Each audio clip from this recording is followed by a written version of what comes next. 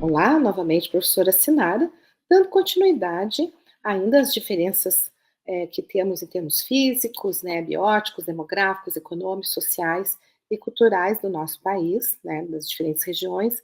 Vimos já todas essas diferenças, peculiaridades, as nossas 12 regiões hidrográficas, e agora apresento de uma forma geral para vocês como é que é o nosso país, né? Nosso país, nesse planeta Terra, que tem 2/3 de água, tem uma grande disponibilidade hídrica, mas como visto, ele se coloca de forma heterogênea, ou seja, uma grande disponibilidade de água no norte do país, né, mas com pouca densidade demográfica, o nordeste já com a apresentação de uma escassez natural por conta do clima semiárido, o sul e o sudeste com problemas de poluição industrial e urbano, com desafios ao abastecimento humano, e com com resultados bastante danosos aos eventos climáticos críticos de inundações. E a gente tem o centro-oeste aí com um grande uso da água, por ser uma grande fronteira agrícola, né, ou seja, a gente tem um país diverso, mas para a gestão de recursos hídricos a gente necessariamente precisa adequar a todas essas peculiaridades para implementar a nossa governança e governabilidade hídrica. A escassez hídrica, quando eu falo de escassez hídrica para vocês, pode ser a escassez quantitativa, mas pode ser uma escassez qualitativa. Não adianta a gente ter uma grande quantidade de água se ela não está em boa qualidade para um determinado uso ou para diferentes usos da água. Então, por vezes, a escassez hídrica, ela se apresenta como uma má gestão do fornecimento de água em quantidade e qualidade suficiente, né, para os seus diferentes usos. Pode ser também por falta de acesso a essa água, que tende a afetar especialmente as populações mais carentes. Está muito ligada à falta de acesso à água, a uma fragilidade socioambiental e cultural. A privação de água, que representa por sinal, é a privação da água em qualidade e quantidade necessária, que apresenta um dos principais causas da pobreza, certo? Considerados, já estudados em relação a isso. Há uma intrínseca relação entre excluídos do acesso da água e os indivíduos de menor faixa de renda, ou seja, e ainda, em relação à saúde, o acesso à água é um fator relevante para a redução da taxa de mortalidade infantil. Muitas doenças que são causadas por veiculação hídrica ainda matam muitas pessoas no nosso país. Há crianças que morrem por verminose no nosso país, que é uma doença verminose, que é muito atrelado ao não acesso de água em qualidade, né, que afetam a saúde. Diferentes doenças são de veiculação hídrica. Então, a escassez hídrica, que aqui eu me refiro, não é só aquela que a gente vê em imagens, como essa que eu coloco aqui à direita da tela, que apresenta aqui uma área de uma represa que fica ali entre a divisa de Minas Gerais e São Paulo, mas também em relação a estas situações que são apresentadas e a íntima relação, a fragilidade econômica de agrupamentos carentes e de uma íntima simbiose às questões da saúde. Ou seja, a gente tem uma decadência de saúde e a escassez hídrica muito vinculada também à pobreza, à população mais carente ao acesso da água. Tem situações de escassez de água vinculadas à crise hídrica também, em relação ao aumento dos eventos climáticos críticos, como chuvas fortes, intensas, de repente em períodos reduzidos, né, e irregulares.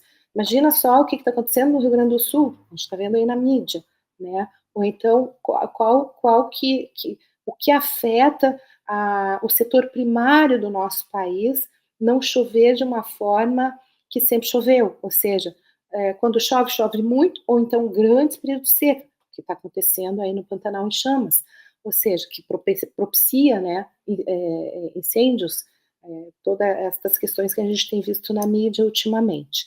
Então, todos esses eventos que têm acontecido de extremos climáticos têm sido atribuídos às mudanças climáticas globais, né?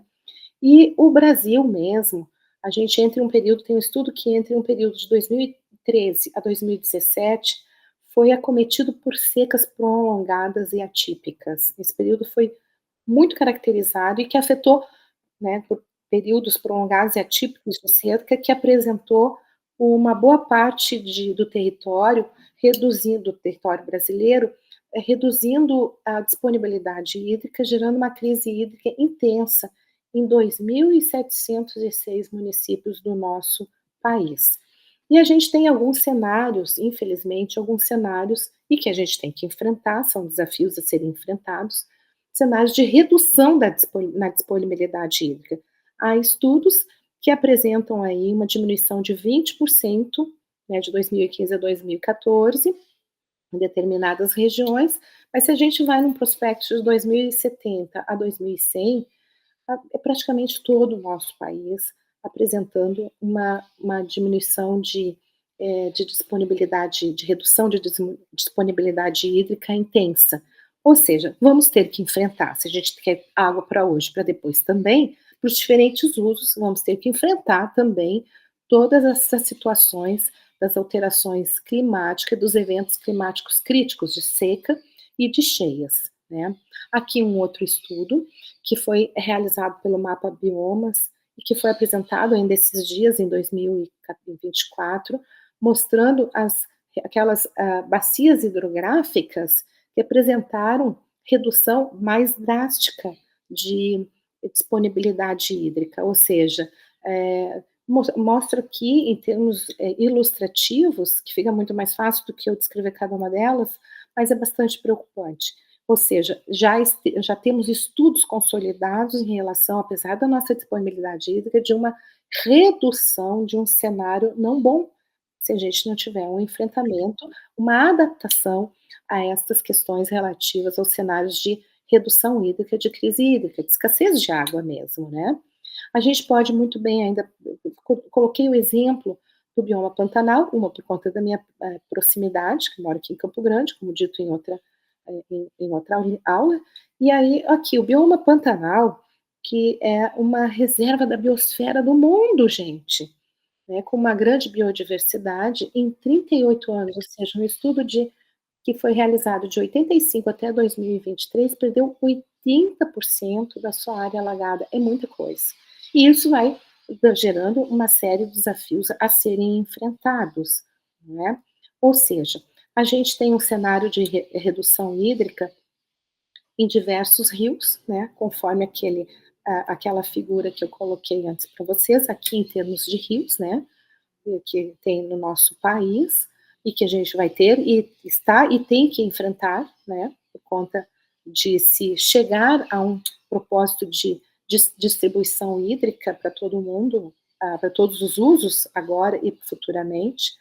Isso falei em águas superficiais. Em águas subterrâneas, a gente utiliza muito as águas subterrâneas no nosso país para o abastecimento urbano, ou seja, para o saneamento, para a disponibilidade de água para a população, certo? Em termos de utilização de águas subterrâneas para o abastecimento urbano no nosso país, eu apresento essa figura que é bastante ilustrativa, tá? Da nossa dependência dos estados, de cada estado brasileiro, às águas subterrâneas para o abastecimento humano.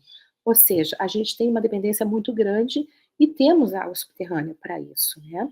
Mas também temos que enfrentar esta questão de preservar, conservar, ter água hoje e para depois também, para abastecer, que a gente praticamente mais de 80% do abastecimento humano do nosso país está embasado na retirada de águas subterrâneas. E aqui águas subterrâneas que são utilizadas para abastecimento rural.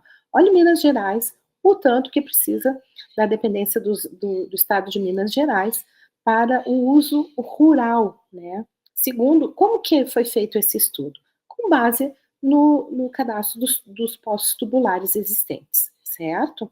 E acredito que aqui dá uma boa visibilidade, uma boa noção de quantos somos dependentes e quantos desafios a gente está enfrentando em relação à escassez hídrica, às crises hídricas do nosso país, e apesar da nossa disponibilidade hídrica, que é bastante intensa, mas distribuída de uma forma tão heterogênea, enfrentamos a crise hídrica e o abastecimento, já em vários municípios, certo?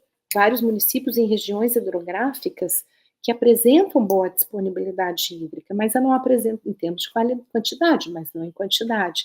Então, aqui mostro para vocês, para encerrar essa nossa aula, os municípios brasileiros que sofreram crise hídrica nesse período, nesse estudo apresentado de 2013 a 2017. São dados lá da Agência Nacional de Água e Saneamento Básico e do IBGE, de 2017. Ou seja, olha a quantidade de municípios que a gente teve crise de abastecimento de água, para a gente beber, né, na nossa torneira, em relação à nossa crise hídrica.